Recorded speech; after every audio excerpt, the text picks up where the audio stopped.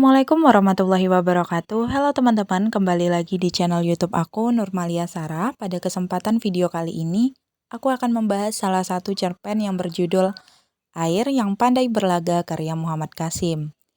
Nah, cerpen kali ini akan kita bahas menggunakan teori struktural. Sebelumnya, aku akan menjelaskan terlebih dahulu apa sih itu teori struktural. Teori struktural adalah teori yang mengkaji sebuah karya sastra berdasarkan teks yang terdapat di dalam karya sastra itu sendiri.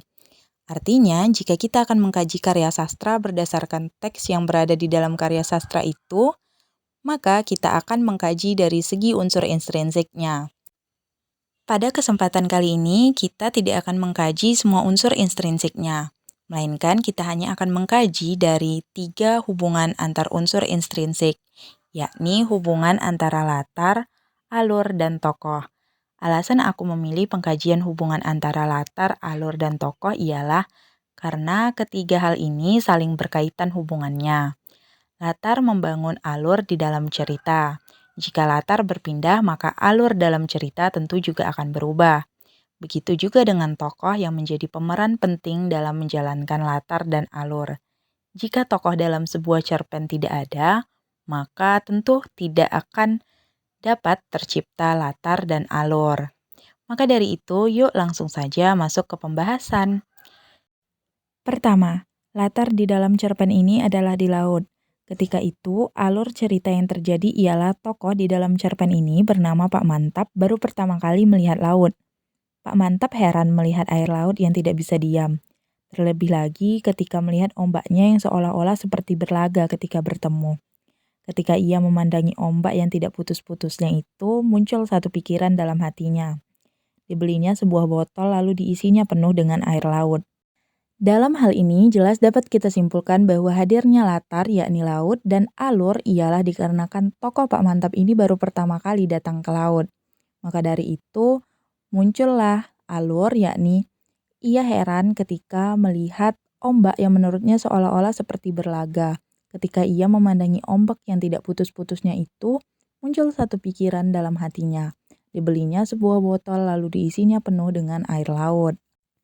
Kedua, keesokan harinya, Pak Mantap berangkat pulang. Ia sampai di kampungnya pada hari ketiga ketika sore hari. Dalam hal ini jelas dapat kita simpulkan bahwa tokoh yakni Pak Mantap kembali menciptakan alur dan latar. Alurnya ialah Pak Mantap berangkat ke kampung dan pada hari ketiga ketika sore hari, Pak Mantap baru sampai di kampungnya. Di sini kampung tentu menjadi latar yang baru. Ketiga, ada warga kampung yang bertanya kepada Pak Mantap apakah dia membawa buah tangan. Lalu Pak Mantap menjawab bahwa buah tangannya sudah habis ketika di jalan. Akan tetapi dia membawa sebotol air yang pandai berlaga. Mendengar ucapan Pak Mantap, warga kampung itu menjadi penasaran. Mereka mengikuti Pak Mantap ke rumahnya karena ingin melihat air itu. Dalam hal ini jelas dapat kita simpulkan bahwa adanya tokoh yang baru, yakni warga kampung yang bertanya dan juga tokoh Pak Mantap yang menciptakan alur berupa dialog di antara keduanya.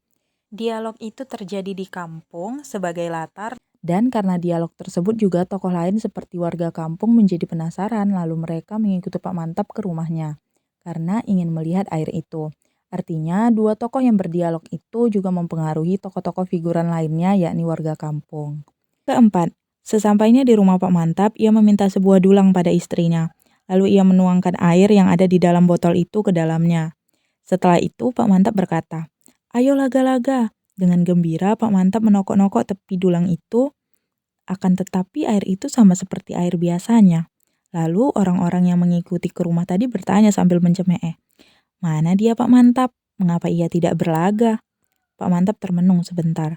Kemudian dengan malu-malu dan sangat kecewa ia menjawab, "Sekarang saya mengerti, air ini sudah mati berbunuh-bunuhan selama di jalan, sebab tempatnya sempit, alangkah sayangnya," kata Pak Mantap sambil membuang air itu ke jendela. Dalam hal ini jelas dapat kita simpulkan bahwa tokoh yakni Pak Mantap kembali menciptakan latar yang baru, yakni berada di rumah.